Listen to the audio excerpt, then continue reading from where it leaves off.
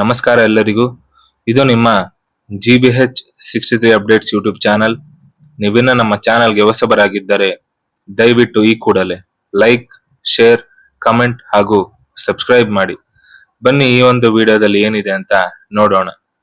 ದಾವಣಗೆರೆಯಲ್ಲಿ ಅಂತಾರಾಷ್ಟ್ರೀಯ ಕನ್ನಡ ಸಮ್ಮೇಳನ ಪೂರ್ವಭಾವಿ ಸಭೆ.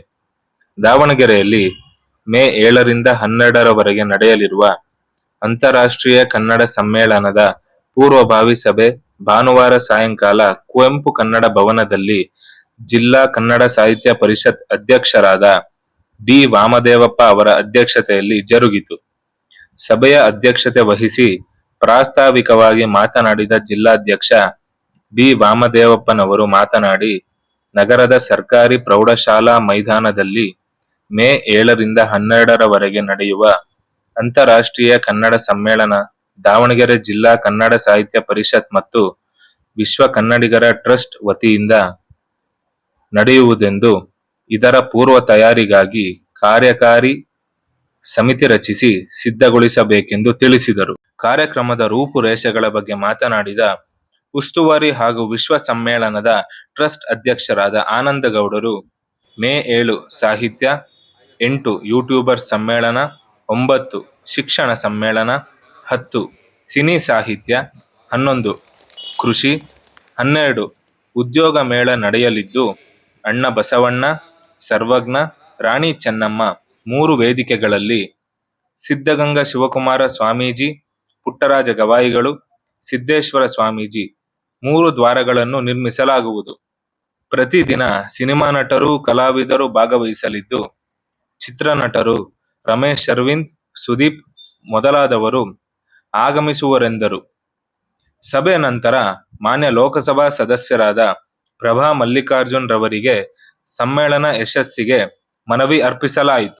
ಆರಂಭದಲ್ಲಿ ಸ್ವಾಗತವನ್ನು ದಿಳ್ಯಪ್ಪನವರು ಮಾಡಿ, ವೇದಿಕೆಯಲ್ಲಿ ಕನ್ನಡ ಸಾಹಿತ್ಯ ಪರಿಷತ್ ಅಧ್ಯಕ್ಷ ಬಿ ವಾಮದೇವಪ್ಪ, ಆನಂದಗೌಡರು, ಬಂಕಾಪುರದ ಚನ್ನಬಸಪ್ಪ, ಶರಣ ಪರಿಷತ್ನ ಪರಮೇಶ್ವರಪ್ಪ, ರೇವಣಸಿದ್ದಪ್ಪ ಅಂಗಡಿ, ಸುಮತಿ ಜಯಪ್ಪ, ಜಿಗಳಿ ಪ್ರಕಾಶ, ವೀರೇಶ ಪ್ರಸಾದ ಹಾಗೂ ವಿನೂತನ ಮಹಿಳಾ ಸಮಾಜದ ಪ್ರೇಮ ಲೇಖಕಿಯರ ಸಂಘದ ವೀಣಾ ಕೃಷ್ಣಮೂರ್ತಿ, ಎಚ್.ಎನ್. ಶಿವಕುಮಾರ್, ದಾನಿಗಕಟ್ಟೆ ಪರಮೇಶ್ವರಪ್ಪ, ವೀಣಾ ಮಹಾಂತೇಶ್, ಮಮತಾ ನಾಗರಾಜ್, ಕೂಲಂಬಿ ಜಗದೀಶ, ಚಂದ್ರಶೇಖರ್ ತಾಳ್ಯ ಪುತ್ರರು, ಬಸವರಾಜ್, ಪ್ರಕಾಶ್ ಮೊದಲಾದವರು ಭಾಗವಹಿಸಿದ್ದರು.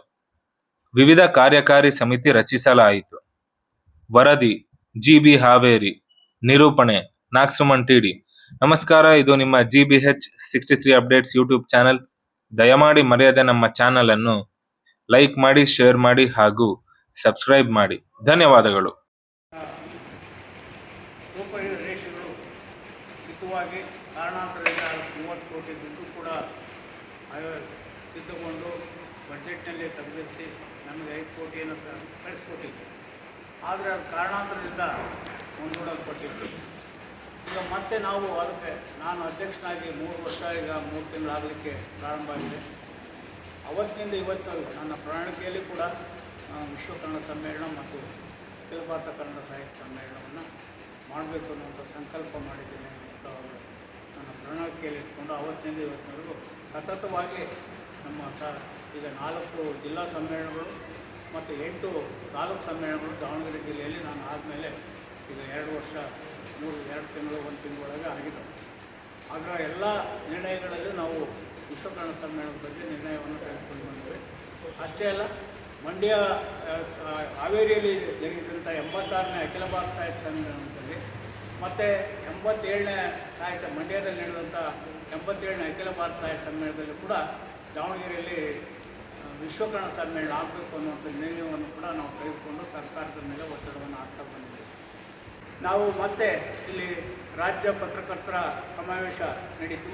ಆ ಸಮಾವೇಶದಲ್ಲಿ ಕೂಡ ನಾವು ನಮ್ಮ ಕಾರ್ಯದರ್ಶಿಗಳು ಮತ್ತು ಕೆಲವು ಕನ್ನಡದ ಮನಸ್ಸುಗಳು ಹೋಗಿ ಮನೆ ಪತ್ರವನ್ನು ಸಲ್ಲಿಸಿದ್ವಿ. ಸಿದ್ದರಾಮಯ್ಯನವರಿಗೆ ನಮ್ಮ ಜಿಲ್ಲಾ ಉಸ್ತುವಾರಿ ಸಚಿವರಾದ ಎಸ್ ಮಲ್ಲಿಕಾರ್ಜುನರವರ ನೇತೃತ್ವದಲ್ಲಿ. ಆಗ ನಾವು ಜಿಲ್ಲಾ ಉಸ್ತುವಾರಿ ಸಚಿವರ ಮೂಲಕ ಒತ್ತಡ ಮಾಡ್ತಾನೆ ಬಂದ್ವಿ. ಮೊನ್ನೆ ಒಂದು ನಮ್ಮ ಯುವಜನ ಉತ್ಸವ ಆಯಿತು ರಾಜ್ಯ ಮಟ್ಟದ್ದು. ಆ ಸಂದರ್ಭದಲ್ಲಿ ಮುಖ್ಯಮಂತ್ರಿಗಳು ಬಂದಿದ್ದರು. ಅವತ್ತು ಕೂಡ ನಮ್ಮ ಜಿಲ್ಲಾ ಉಸ್ತುವಾರಿ ಸಚಿವರಾದಂಥ SS ಮಲ್ಲಿಕಾರ್ಜುನರವರ ನೇತೃತ್ವದಲ್ಲಿ ಅವತ್ತು ನಾವು ಒತ್ತಡವನ್ನು ಹಾಕಿದ್ವಿ. ಅವತ್ತು ಕೂಡ ಅವರು ಅದನ್ನು ಪರಿಶೀಲನೆ ಮಾಡ್ತೇನೆ, ನಾನು ಮಾಡಲಿಕ್ಕೆ ಪ್ರಯತ್ನವನ್ನು ಮಾಡ್ತೇನೆ ಅನ್ನೋ ಮಾತನ್ನು ಹೇಳಿದ್ರು. ಹೋರಾಟಗಾರರು, ಮಾಧ್ಯಮದ ಮಿತ್ರರು, ರೈತ ಮುಖಂಡರು ಮತ್ತು ಮಹಿಳಾ ಸಂಘಟನೆಗಳು ಎಲ್ಲರೂ ಸೇರಿಕೊಂಡು ಸಭೆ ಮಾಡಿ ಒಕ್ಕೊರಲಿನ ತೀರ್ಮಾನವನ್ನು ತೆಗೆದುಕೊಂಡು ಏನಾದರೂ ಮಾಡಿ ನಾವು ಸಮ್ಮೇಳನವನ್ನು ಮಾಡಲೇಬೇಕು ಅನ್ನೋ ರೀತಿಯಲ್ಲಿ ನಾವು ಒತ್ತಡವನ್ನು ಹಾಕಿದ್ವಿ. ವಿಧಾನಸಭೆಯ ಅಧ್ಯಕ್ಷರು UT ಖಾದರ್ ಅವರು ನಮ್ಮ ಕುವೆಂಪು ಕನ್ನಡ ಭವನಕ್ಕೆ ಬಂದಿದ್ದರು. ಮತ್ತು ಇವತ್ತಿನ ನೀತಿ ಆಯೋಗದ ಉಪಾಧ್ಯಕ್ಷರಾಗಿ ಅವತ್ತು ಮುಖ್ಯಮಂತ್ರಿಗಳ ಆಪ್ತ ಸಲಹೆಗಾರರಾಗಿದ್ದಂಥ BR ಪಾಟೀಲ್ರು ಬಂದಿದ್ದರು. ಅವರೆಲ್ಲರ ಮೂಲಕನೂ ಕೂಡ ನಾವು ಮನೆ ಪತ್ರವನ್ನು ಸಲ್ಲಿಸಿದ್ವಿ ಮತ್ತು ನೇರವಾಗಿ ರಿಜಿಸ್ಟರ್ಡ್ ಅಂಚೆ ಮೂಲಕನೂ ಕೂಡ ಅವರಿಗೆ ನಮ್ಮ ಎಲ್ಲ ಇಲ್ಲಿವರೆಗಿನ ನಡವಳಿಕೆಗಳನ್ನು ಆಗಿರುವ ವ್ಯವಸ್ಥೆಯನ್ನು ಎಲ್ಲವನ್ನು ಪತ್ರಿಕಾ ಇವನ್ನ ಎಲ್ಲ ದಾಖಲಾತಿಗಳ ಸಮೇತ ಅವರಿಗೆಲ್ಲ ಕಳಿಸ್ಕೊಟ್ಟಿದ್ವಿ. ನಮ್ಮ ಅಂತಾರಾಷ್ಟ್ರೀಯ ಕನ್ನಡ ಸಮ್ಮೇಳನದ ಸಲುವಾಗಿ 3 ದಿನ ಇದಕ್ಕೆ ಎಲ್ಲ ಸಿದ್ಧತೆಗಳನ್ನು ಮಾಡಿಕೊಳ್ಳಿಕ್ಕೋಸ್ಕರ 3 ದಿನ ಬೆಂಗಳೂರಿನಲ್ಲಿ ಉಳಿದಿದ್ದು, ಮೊದಲನೇ ನಮ್ಮ ಜಿಲ್ಲಾ ಉಸ್ತುವಾರಿ ಸಚಿವರನ್ನ ಕೂಲಂಕುಷವಾಗಿ ಅವ್ರ ಜೊತೆ ಚರ್ಚಿಸಿ ಎಲ್ಲ ಸಿದ್ಧತೆಯನ್ನು ಮಾಡ್ಕೊಳ್ತಿದ್ದೀವಿ. ಅಂತಾರಾಷ್ಟ್ರೀಯ ಕನ್ನಡ ಸಮ್ಮೇಳನ ಅಂತ ಮಾಡ್ತಿದ್ದೀವಿ ಮತ್ತು ವಸ್ತು ಪ್ರದರ್ಶನವನ್ನು ಕೂಡ ಮಾಡ್ತಿದ್ದೀವಿ. ಅದಕ್ಕೆ ಈಗಾಗಲೇ ಎಲ್ಲ ಸಿದ್ಧತೆಗಳನ್ನು ಮಾಡಿಕೊಂಡಿದ್ದೀವಿ. ಅದಕ್ಕೆ ಸರ್ಕಾರಿ ಪ್ರೌಢಶಾಲಾ ಮೈದಾನದಲ್ಲಿ ಮೇ 7ರಿಂದ 12ರವರೆಗೆ ಒಟ್ಟು 6 ದಿನಗಳ ಕಾಲ ಮಾಡಬೇಕು ಅನ್ನೋಂಥ ಸಿದ್ಧತೆಯನ್ನು ಮಾಡ್ಕೊಳ್ತಿದ್ದೀವಿ ಅಂತ ನಮ್ಮ ಇವರು ಏನು ಅಧ್ಯಕ್ಷರಾದರೆ ನಮ್ಮ ವಿಶ್ವ ಕನ್ನಡಿಗರ ಟ್ರಸ್ಟ್ ಅಂತ ಏನಿದೆ ಅದಕ್ಕೆ ನಮ್ಮ ಗುರುರಾಜ್ ಹೊಸಕೋಟೆಯವರು ಉದ್ಯಮ. 3ನೇ ದಿನ ಶಿಕ್ಷಣ ಸಮ್ಮೇಳನ ಅಂತ ನಡೆಯುತ್ತೆ. 4ನೇ ದಿನ ಸಿನಿ ಸಾಹಿತ್ಯ ಮತ್ತು ಕಲಾವಿದರ ಸಮ್ಮೇಳನ ಅಂತ ನಡೆಯುತ್ತೆ. 5ನೇ ದಿನ ಕೃಷಿ ಸಮ್ಮೇಳನ ಅಂತ ನಡೆಯುತ್ತೆ. 6ನೇ ದಿನ ಉದ್ಯೋಗ ಮೇಳ ಅಂತ ನಡೆಯುತ್ತೆ. ಅಂದರೆ ಎಲ್ಲ ಮೇಳಗಳನ್ನು ಏನಿದೆ ಅಲ್ಲಿ ಅನ್ನೋದನ್ನ ತೋರಿಸ್ಕೊಂಡು ಅದರಲ್ಲಿ ಏನು ಮಾಡಬೇಕಾಗಿತ್ತು, ಈ ಸಮಾಜಕ್ಕೆ ನಾವು ಏನು ಕೊಡಬೇಕಾಗಿತ್ತು ಅನ್ನೋದನ್ನ ತೋರಿಸೋದಕ್ಕೋಸ್ಕರ ಈ ಸಮ್ಮೇಳನವನ್ನು, ಈ ಅಂತಾರಾಷ್ಟ್ರೀಯ ಸಮ್ಮೇಳನ ಮಾಡ್ತಾ ಇರ್ತಕ್ಕಂಥದ್ದು. ಉದಾಹರಣೆಗೆ ಎಲ್ಲ ಪ್ರಕಾಶಕರನ್ನು ಕರೆಸ್ತೀವಿ. ಎಲ್ಲ ಪ್ರಕಾಶಕರು ಬಂದ್ಬಿಟ್ಟು ಆ ಪ್ರಕಾಶಕರು ಅವರ ಅನುಭವಗಳನ್ನು ಹೇಳ್ಕೊಳ್ಳೋದ್ರ ಜೊತೆಗೆ ಪುಸ್ತಕವನ್ನು ಹೇಗೆ ಹೊರಗೆ ತರಬೇಕು ಅನ್ನೋದು ಕೂಡ, ಅದ್ರ ಬಗ್ಗೆನೂ ಕೂಡ ಲೇಖಕರಿಗೂ ಮಾಹಿತಿ ಕೊಡ್ತಾರೆ, ಸಾರ್ವಜನಿಕರು ಎಲ್ಲರಿಗೂ ಕೂಡ ಮಾಹಿತಿ ಕೊಡ್ತಕ್ಕಂಥ ಒಂದು ಶಿಬಿರ. ಮತ್ತು ಸಾಮಾಜಿಕ ಮಾಧ್ಯಮ ಬರಹಗಾರರ ಸಮ್ಮೇಳನ ಅಂತ ನಡೆಯುತ್ತೆ. ಪ್ರತಿದಿನನೂ 3 ವೇದಿಕೆ ಇರುತ್ತೆ. 3 ವೇದಿಕೆಗಳಲ್ಲಿ 3 ಸಮ್ಮೇಳನಗಳು ನಡೆಯುತ್ತೆ. ಒಂದು ವೇದಿಕೆಯನ್ನು ಯಾರು ಇದುವರೆಗೂ ಕೊಟ್ಟಿಲ್ಲ.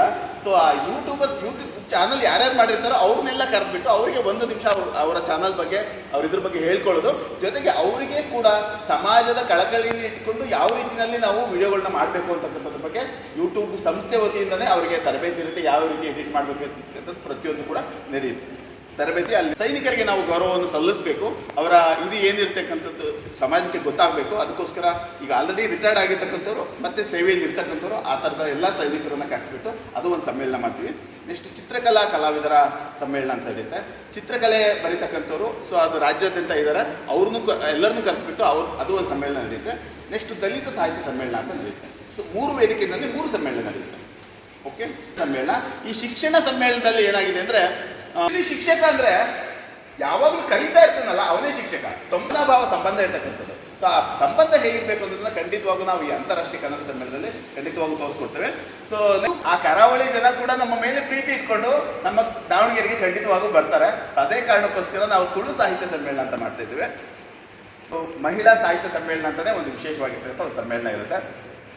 ಸಿನಿ ಸಾಹಿತ್ಯ ಸಮ್ಮೇಳನ ಅಂತೇಳಿ ಸಾಮಾನ್ಯವಾಗಿ ಸಿನಿಮಾ ನಟರು ಮತ್ತು ಕಲಾವಿದರು ಯಾರೇ ಇದ್ರೂ ಕೂಡ ಜನ ಅಟ್ರಾಕ್ಟ್ ಆಗ್ತಾರೆ. ಅದಕ್ಕೆ ಆಕರ್ಷಕವ್ರಿಗೆ ಇರ್ತಕ್ಕಂಥ ಪ್ರಾಶಸ್ತ್ಯ ಅದಕ್ಕೆ ಸಾಹಿತ್ಯ ಬರೀತಕ್ಕಂಥವ್ರಿಗೆ, ಸಂಭಾಷಣೆ ಬರೀತಕ್ಕಂಥವ್ರಿಗೆ, ಕತೆ ಬರೀತಕ್ಕಂಥವ್ರಿಗಿಲ್ಲ. ಅದಕ್ಕೆ ನಾವೇನು ಮಾಡ್ತಾ ಇದ್ವಿ ಅಂದರೆ, ಸಿನಿಮಾದಲ್ಲಿ ಇದುವರೆಗೂ ಅಂದರೆ ಆ ಕಾಲದಿಂದಲೂ ಇಲ್ಲಿಯವರೆಗೂ ಯಾರ್ಯಾರು ಸಾಹಿತ್ಯ ರಚನೆ ಮಾಡಿದ್ದಾರೆ, ಕತೆ ಬರೆದಿರೋರ್ಬೋದು, ಹಾಡು ಬರೆದಿರೋರ್ಬೋದು, ಚಿತ್ರಕಥೆ ಬರೆದಿರೋರ್ಬೋದು, ಅವರೆಲ್ಲರನ್ನೂ ಕರೆಸಿ ಸನ್ಮಾನ ಮಾಡ್ತಕ್ಕಂಥದ್ದು. ನಿರ್ದೇಶಕರುಗಳನ್ನೆಲ್ಲ ಕರೆಸಿ ಸನ್ಮಾನ ಮಾಡ್ತಕ್ಕಂಥದ್ದು. ಸಿನಿಮಾ ನಿರ್ದೇಶಕರ ಮೇಳ ಅಂತ ಮಾಡ್ತೀವಿ, ಸಿನಿಮಾ ಸಾಹಿತ್ಯ ರಚನೆಕಾರರ ಮೇಳ ಅಂತ ಮಾಡ್ತೀವಿ, ಮತ್ತು ಸಿನಿಮಾ ಕಲಾವಿದರ ಮೇಳ ಅಂತ ಮಾಡ್ತೀವಿ. ಸಿನಿಮಾ ಮತ್ತು ನಿರ್ದೇಶಕರನ್ನು ಕೂಡ ಕರೆಸಿಬಿಟ್ಟು ಅವತ್ತು ಸಮ್ಮೇಳನ ಮಾಡ್ತೀವಿ. ಆವತ್ತಿನ ಸಮ್ಮೇಳನದಲ್ಲೂ ಕೂಡ ಜಾನಪದ ಸಾಹಿತ್ಯ ಸಮ್ಮೇಳನ ಅಂತ ಇರುತ್ತೆ. ಜಾನಪದನೂ ಕೂಡ ಒಂದು ಸಾಹಿತ್ಯ. ಸೊ ಜಾನಪದದಲ್ಲಿ ಯಾರ್ಯಾರು ಸಾಹಿತ್ಯ ರಚನೆ ಮಾಡಿದರೆ, ಹಾಡು ರಚನೆ ಮಾಡಿರ್ತಕ್ಕಂಥದ್ದು ಇರ್ಬೋದು, ಸೊ ಹಾಡ್ತಕ್ಕಂಥದ್ದು ಇರ್ಬೋದು, ಅವರೆಲ್ಲರನ್ನೂ ಕರೆಸಿ ಒಂದು ಸಮ್ಮೇಳನ ಮಾಡ್ತೀವಿ. ರಚನೆ ಮಾಡ್ತಕ್ಕಂಥ ಲೇಖಕರು ಯಾರು ಇರ್ತಾರೋ ಅವ್ರನ್ನೆಲ್ಲ ಕರೆದ್ಬಿಟ್ಟು ಮಾಡ್ತಕ್ಕಂಥದ್ದು. ನೆಕ್ಸ್ಟ್ ಕೃಷಿಯಲ್ಲಿ ನಿಜಕ್ಕೂ ಯಾರ್ಯಾರು ಸಾಧನೆ ಮಾಡಿರ್ತಕ್ಕಂಥ ರೈತರು ಇದ್ದಾರಲ್ವ, ಆ ರೈತರನ್ನ ಕರೆಸ್ತೀವಿ. ಆ ರೈತರನ್ನ ಕರೆಸಿ ಅವ್ರು ಹೇಗೆ ಸಾಧನೆ ಮಾಡಿದ್ರೆ, ಏನು ಮಾಡಿರುತ್ತ ಅವ್ರ ಕಡೆಯಿಂದನೇ ಭಾಷಣ ಮಾಡಿಸಿ, ಅವ್ರಿಗೆ ಮಾತಾಡೋಕ್ಕೆ ಬರಲಿಲ್ಲ ಅಂದರೆ ಪಕ್ಕಕ್ಕೆ ಯಾರನ್ನಾರು ಒಬ್ಬ ನೆಟ್ಬಿಟ್ಟು ಮಾತಾಡಿಸ್ಬಿಟ್ಟು ಅದನ್ನು ರೈತರಿಗೆ ಅವ್ರ ಕಡೆಯಿಂದ ನಾವು ಸಂದೇಶವನ್ನು ಕೊಟ್ಟಾಗ ಕನಿಷ್ಠ ಪಕ್ಷ ಕೆಲವು ರೈತರಾದರೂ ಆ ಒಂದು ಇದರಿಂದ ಮತ್ತೆ ಉತ್ತೇಜನಗೊಂಡು ಬೇರೆ ರೀತಿಯಲ್ಲಿ ಡೆವಲಪ್ ಆಗೋದಕ್ಕೆ ಸಹಾಯ ಆಗ್ಬೋದು ಅನ್ನೋ ದೃಷ್ಟಿಯಿಂದ ಆ ಒಂದು ಕೃಷಿ ಸಮ್ಮೇಳನವನ್ನು ಮಾಡ್ತಾ ಇದ್ವಿ. ಸೊ ಅವತ್ತು ರಚನೆ ಮಾಡ್ತಾರೋ ಅಂಥವ್ರನ್ನೆಲ್ಲ ಅವ್ರು ಕರೆಸ್ತೀವಿ, ಕಲಾವಿದರನ್ನು ಅವ್ರದ್ದು ಕರೆಸ್ತೀವಿ. ನೆಕ್ಸ್ಟ್ ವಿಜ್ಞಾನದಲ್ಲಿ ಸಾಕಷ್ಟು ಸಾಹಿತ್ಯ ರಚನೆ ಮಾಡಿರ್ತಕ್ಕಂಥವ್ರಿದ್ದಾರೆ, ಅವ್ರದ್ದೇ ಒಂದು ಸಮ್ಮೇಳನ ಅಂತ ಮಾಡ್ತಾ ಇದ್ವಿ. ಒಂದು ವಿಭಿನ್ನವಾಗಿರ್ತಕ್ಕಂಥ ಸಾಹಿತ್ಯ ಸಮ್ಮೇಳನ ಇದು ಅಂತೇಳಿ. ಕೊನೆಯ ದಿನ ಉದ್ಯೋಗ ಮೇಳ ಅಂತ ಇರುತ್ತೆ. ಉದ್ಯೋಗ ಮೇಳ ಅಂತಂದ್ರೆ ಸೊ ಅವತ್ತು ನಾವು ವಿಶೇಷವಾದ ಒಂದು ಸಮ್ಮೇಳನ ಇರುತ್ತೆ ಕೊನೆಯ ದಿನ. ಅದೇನಂದ್ರೆ ಭಾರತಾಂಬೆಯ ಮಕ್ಕಳ ಮೇಳ ಅಂತೇಳಿ. ಭಾರತಾಂಬೆಯ ಮಕ್ಕಳ ಮೇಳ ಅಂತಂದ್ರೆ ಭಾರತಾಂಬೆಯ ಮಕ್ಕಳು, ಕನ್ನಡಾಂಬೆನೂ ಕೂಡ ಭಾರತಾಂಬೆಯ ಮಗಳು ಅಂತ ಹೇಳ್ತೀವಿ ನಾವು. ಸೊ ಅದೇ ರೀತಿಯಲ್ಲಿ ಸಾಕಷ್ಟು ಪ್ರಾದೇಶಿಕ ಭಾಷೆಗಳಿದ್ದಾವೆ. ಇವತ್ತು ನಾವು ಕನ್ನಡ ಅಷ್ಟೇ ಅಳಿವಿನಂಚಿಗೆ ಹೋಗ್ತಾ ಇದೀವಿ ಅಂತ ನಾವು ಯೋಚನೆ ಮಾಡ್ತಾ ಇದೀವಿ. ಕನ್ನಡ ಅಷ್ಟೇ ಅಲ್ಲ, ಭಾರತದಲ್ಲಿ ಸಾಕಷ್ಟು ಪ್ರಾದೇಶಿಕ ಭಾಷೆಗಳು ಅಳಿವಿನಂಚಿಗೆ ಹೋಗ್ತಾ ಇದ್ದಾವೆ. ನಾವು ಒಬ್ಬರೇ ಹೋರಾಟ ಮಾಡಿದ್ರೆ ಸಾಕಾಗೋದಿಲ್ಲ. ಅದಕ್ಕೆ ಎಲ್ಲ ಭಾಷೆಯ ಸಾಹಿತ್ಯಗಳನ್ನು ಕರೆಸ್ತೀವಿ. ಎಲ್ಲ ಭಾಷೆಯ ಸಾಹಿತ್ಯಗಳನ್ನು ಕರೆಸಿಬಿಟ್ಟು ಆಯಾ ಭಾಷೆಗಳು, ಪ್ರತಿಯೊಂದು ಭಾಷೆಯು ಉಳಿಬೇಕು ಅಂದ್ರೆ ನಾವು ಏನು ಮಾಡಬೇಕು ಅಂತಕ್ಕಂಥದ್ರ ಬಗ್ಗೆ ಸಾಕಷ್ಟು ಚರ್ಚೆಗಳು ನಡೀತೆ. ಪ್ರತಿಯೊಂದು ಭಾಷೆಯ ಸಾಹಿತ್ಯ ಪರಿಷತ್ ಅಧ್ಯಕ್ಷರು ಮತ್ತು ಹೆಸರಾಂತ ಲೇಖಕರು ಯಾರಿರ್ತಾರೋ, ಆ ಭಾಷೆಗೆ ಯಾರು ಹೆಸರಾಂತ ಲೇಖಕರು ಇರ್ತಾರೋ ಅವರನ್ನು ಕರೆಸಿಬಿಟ್ಟು ಒಂದು ವಿಶೇಷವಾಗಿರ್ತಕ್ಕಂಥ, ಅಂದರೆ ಒಂದು ವಿಶ್ವದಲ್ಲೇ ಒಂದು ವಿಶೇಷವಾಗಿರ್ತಕ್ಕಂಥ ಒಂದು ಸಮ್ಮೇಳನ. ಇದುವರೆಗೂ ಯಾರು ಈ ಒಂದು ಕಲ್ಪನೆಯನ್ನು ಮಾಡ್ಕೊಂಡಿಲ್ಲ ಅಂತ ಅಂದ್ಕೊಳ್ತೀವಿ. ಸೊ ಎಲ್ಲ ಇರುತ್ತೆ. ಬಟ್ ಈ ಉದ್ಯೋಗ ಮೇಳ ಆ ರೀತಿ ಅಲ್ಲ. ಈ ಉದ್ಯೋಗ ಮೇಳದಲ್ಲಿ ಏನಿರುತ್ತೆ ಅಂದರೆ ಎಲ್ಲ ಅನ್ಎಂಪ್ಲಾಯೀಸ್ನ ಕರೆಸಿಬಿಟ್ಟು ಅವರಿಗೆ ಕೆಲಸ ಕೊಡಿಸೋದಿಲ್ಲ, ನಾವು ಕೆಲಸ ಹೇಗೆ ಮಾಡಬೇಕು ಅನ್ನೋದ್ರ ಬಗ್ಗೆ ತರಬೇತಿ ಕೊಡ್ತೀವಿ. ಅಂದರೆ ಕೆಲಸ ಮಾಡಿ ಸ್ವಂತ ಉದ್ಯೋಗ ಮಾಡಿಕೊಂಡು ಸಕ್ಸಸ್ ಆಗಿರ್ತಕ್ಕಂಥ ಕೆಲವೊಂದು ವ್ಯಕ್ತಿಗಳನ್ನು ಕರೆಸ್ತೇವೆ, ಅವ್ರ ಕಡೆಯಿಂದ ಸ್ಪೀಚ್ ಕೊಡಿಸ್ತೇವೆ. ಜೊತೆಗೆ ಏನೇನು ಅಪಾರ್ಚುನಿಟೀಸ್ ಇದೆ ಅಂತಕ್ಕಂಥ ಎಕ್ಸ್ಪರ್ಟ್ಸ್ಗಳಿಂದ ಗೈಡೆನ್ಸ್ ಮಾಡಿಸ್ತಾ ಹೋಗ್ತೇವೆ. ಈ ರೀತಿಯಾಗಿರ್ತಕ್ಕಂಥ ಒಂದು ಉದ್ಯೋಗ, ವಿಶೇಷವಾಗಿರ್ತಕ್ಕಂಥ ಒಂದು ಉದ್ಯೋಗ ಮೇಳ ನಡೆಯುತ್ತೆ. ಸಮ್ಮೇಳನ ಸಾಹಿತ್ಯ ಅಂದ ತಕ್ಷಣ ಕೇವಲ ಪುಸ್ತಕ ಅಂತಕ್ಕಂಥ ಕಲ್ಪನೆ, ಈ ಎಲ್ಲ ವೈಪರೀತ್ಯಗಳನ್ನು ಹೋಗಲಾಡಿಸ್ತಕ್ಕಂಥ ಒಂದು ವಿಶಿಷ್ಟವಾಗಿರ್ತಕ್ಕಂಥ ಒಂದು ಸಮ್ಮೇಳನವನ್ನು ಮಾಡಬೇಕು ಅಂತಕ್ಕಂಥದ್ದು ಸುಮಾರು ನಮ್ಮ ಒಂದು ತಂಡದ 10 ವರ್ಷಗಳ ಕನಸು ಇದು.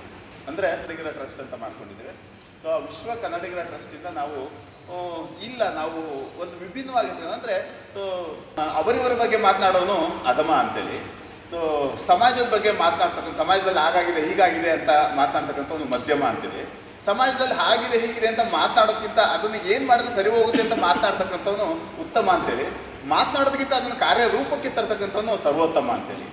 ಸೊ ಅಂದರೆ ನಾವು ಉತ್ತಮರಾಗೋದು ಯಾವಾಗ ಅಂದರೆ, ಸೊ ಇರ್ತಕ್ಕಂಥ ಸಮಸ್ಯೆಗಳನ್ನು ಬಗೆಹರಿಸೋದಕ್ಕೆ ನಾವು ಏನು ಯೋಚನೆ ಮಾಡಬೇಕು ಅನ್ನೋದನ್ನು ನಾವು ಚರ್ಚೆ ಮಾಡಿಕೊಂಡು ಆ ಸಮಸ್ಯೆಗಳನ್ನು ಬಗೆಹರಿಸೋದಕ್ಕೆ ಯೋಚನೆ ಮಾಡೋದ್ರ ಜೊತೆಗೆ ಅದನ್ನು ಕಾರ್ಯರೂಪಕ್ಕೆ ತರೋದಕ್ಕೆ ಹೋದಾಗ ನಾವು ಮಾತ್ರ ಸರ್ವೋತ್ತಮರಾಗೋದಕ್ಕೆ ಸಾಧ್ಯ ಆಗಿದೆ. ಸೊ ಇದನ್ನು 2500 ವರ್ಷಗಳ ಹಿಂದೆನೇ ಸಾಕ್ರೆಟಿಸ್ ಅವರು ಹೇಳಿದ್ದಾರೆ.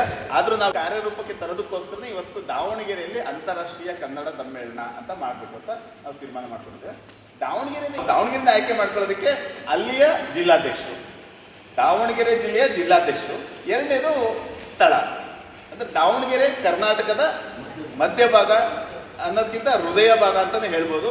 ಸೊ ಅಂತಹ ಒಂದು ಸ್ಥಳ. ದಕ್ಷಿಣ ಕರ್ನಾಟಕ ಮತ್ತು ಉತ್ತರ ಕರ್ನಾಟಕ ಎರಡೂ ಸಂಸ್ಕೃತಿ, ಎರಡೂ ಭಾಷೆ, ಎರಡೂ ಉಡುಗೆ ತೊಡುಗೆ, ಎರಡೂ ಊಟ ಮತ್ತು ಎಲ್ಲ ರೀತಿಯಲ್ಲೂ ನೋಡ್ಕೊಂಡಾಗ ಇಲ್ಲಿ ಮುದ್ದೆನೂ ಇದೆ, ರೊಟ್ಟಿನೂ ಇದೆ. ಸೊ ಉತ್ತರ ಕರ್ನಾಟಕ ಭಾಷೆನೂ ಇದೆ, ದಕ್ಷಿಣ ಕರ್ನಾಟಕ ಭಾಷೆನೂ ಇದೆ. ಎಲ್ಲ ರೀತಿಯಲ್ಲೂ ನಾವು ಒಂದು ತುಂಗಭದ್ರಾ ದಂಡೆ ಇದೆಯಲ್ಲ, ಇದು ತುಂಗಭದ್ರಾ ನದಿ ದಾಟ್ಬಿಟ್ರೆ ನಾವು ಉತ್ತರ ಕರ್ನಾಟಕನೇ. ಸೊ ನಾವು ಕರೆಕ್ಟಾಗಿ ನಾವು ಕೈ ಜೋಡಿಸ್ಬಿಟ್ಟು ಆಯ್ಕೆ ಮಾಡ್ಕೊಬೇಕು ಅಂತಲೇ ನಾವು ಆಯ್ಕೆ ಮಾಡ್ಕೊಂಡಿರೋದು. ಖಂಡಿತವಾಗಿ ಹೇಳ್ತಾ ಇದ್ದೀವಿ, ಆ ಒಂದು ಪ್ರಯತ್ನವನ್ನು ನಾವು ಖಂಡಿತವಾಗಿ ಮಾಡ್ಕೊಂಡು ಬಂದಿದ್ದಾರೆ. ಅದನ್ನು ನೋಡ್ತೀವಿ.